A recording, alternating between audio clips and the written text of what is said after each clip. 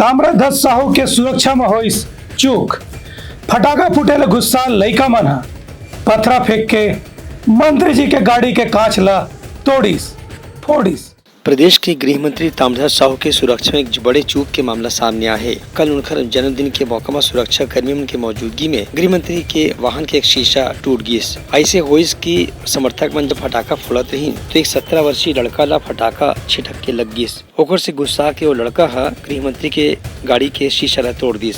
CCTV में दर्ज हुए मामला के आधार में ये लड़का ला गिरफ्तार कर ले गए है और ओकर से पूछताछ करे जाते है। सर पे पत्थर छिटक करके आया तो उसका बेटा वहाँ पे था, 16-17 साल का नाबालिग लड़का। वो थोड़ा उससे क्षुब्ध हो गया और वो गाड़ी के पास खड़ा था तो गाड़ी में उसने अपना हाथ मारा, जिससे उसके कड़े से गाड़ी में जो गाड़ी के जो शीशा है, खिड़की का शीशा, उसमें दरार, उसमें मतलब वो फूट गया शीशा जो है। और उसके बाद जब उसको एहसास हुआ तो भागा वहाँ से।